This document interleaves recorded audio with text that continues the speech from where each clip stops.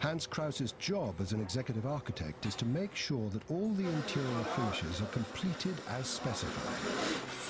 I guess we just got to make damn sure that the fire rating gets maintained here. While the bulk of the building is constructed of reinforced concrete, the top part will be steel, allowing for the possibility of adding additional stories if needed or wanted. The building, I can tell you that it will be more than 700 meters and it will be more than 160 stories, and it was designed by Skidmore, Owings & Merrill with the possibility of changing the height. This $20 billion project is a development by a publicly traded Dubai company called Emaar, with one very large minority shareholder, the government of Dubai. And that government is, of course, Sheikh Mohammed and the Maktoum family.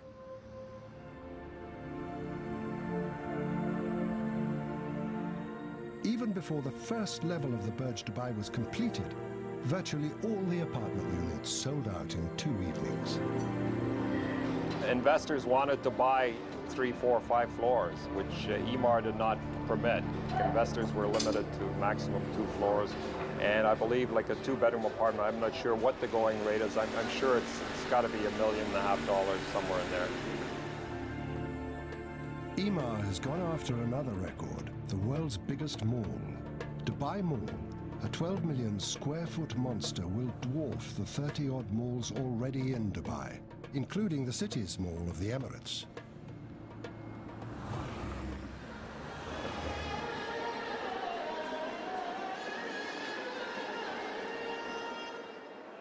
When the shop till you drop crowd tires of trolling through the 450 shops and restaurants, they can check out the temporary kiosk selling perhaps the most popular item in all Dubai, real estate.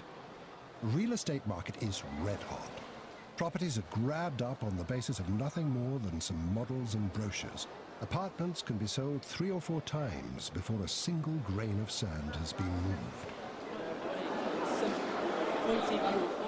Some are concerned that this property bubble might burst overnight, but that hasn't stopped the buying frenzy. How did you make the money? I bought it at 7.15. Oh, very good. And now they will increase next month? No, I will not buy. I bought 3 already. It's enough. I know. No, I mean, next month they will increase 5%. Yeah, I know. In 2 days. Dubai is known as one of the fastest growing cities in the world. This massive development is driven by Sheikh Mohammed's decision to turn Dubai into a hub for finances, services, and especially tourism.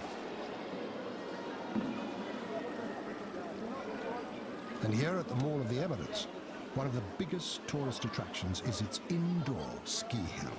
Kept at a steady -2 degrees centigrade, even as temperatures outdoors might soar into the 40s. There are plans to open another ski hill. Its slope will be able to revolve, another first for Dubai.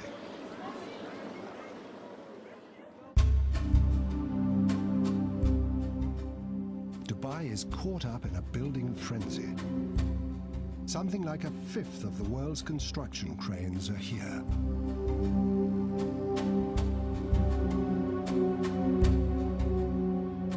While the construction cranes jostle for space in the skies over Dubai, there is another development company jostling for bragging rights.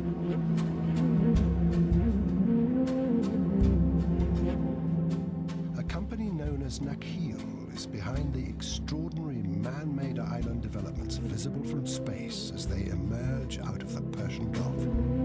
It is a construction conglomerate that is ultimately owned by Sheikh Mohammed and the Maktoum family.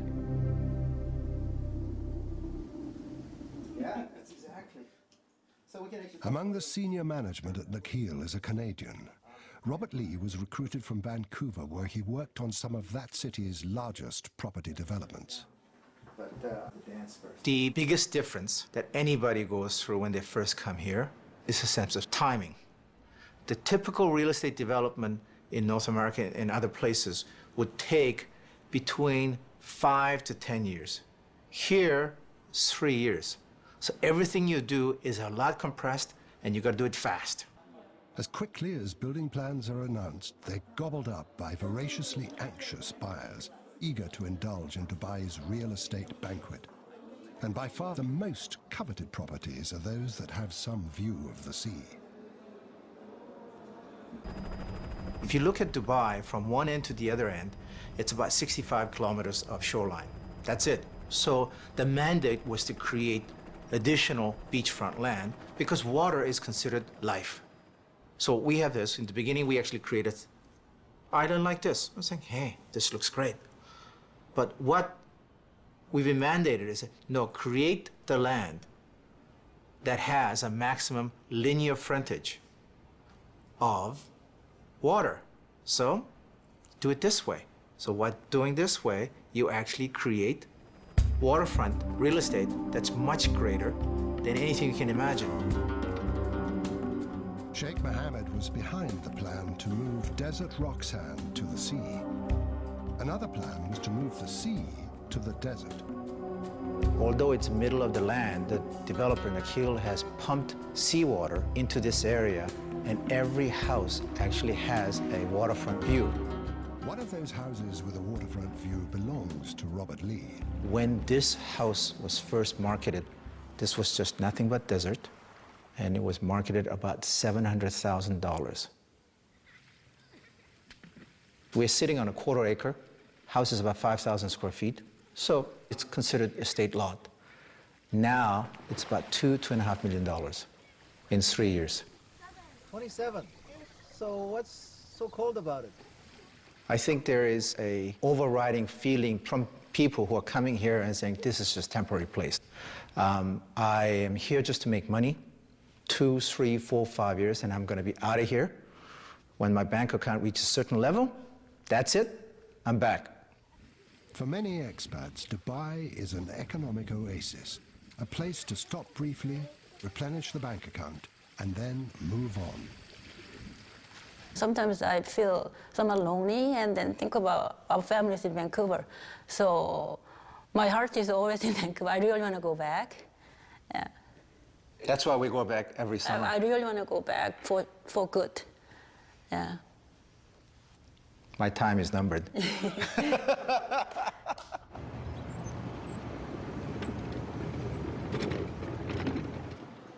The locals, the Emirati, are less than 20% of the total population. Someone has to do the work. For the most part, Emirati can lead a very privileged life. They benefit from an elaborate welfare system. If they want to, they can have free education right through university, subsidized housing, incentives to marry a fellow national, and the opportunity to get government jobs. The uniform for males of this leisure class is the traditional robe known as a kandura. Expats call it a dish dash. Today, some 30 Emirati have set aside their kanduras and put on the uniform of a cadet pilot at Emirates Airline. Most of Emirati's pilots are non-Emirati, so this is a very special graduation, attended by the Vice Chairman, Maurice Flanagan, and the Chairman, Sheikh Ahmed. He's also the uncle to Sheikh Mohammed. They were both at the very beginning of what has become today the fastest growing airline in the world. It was 1985 when Sheikh Mohammed decided Dubai needed an airline. He gave $10 million to start the airline, said don't come back for any more.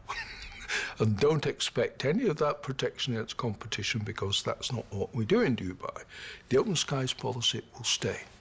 He was so wise.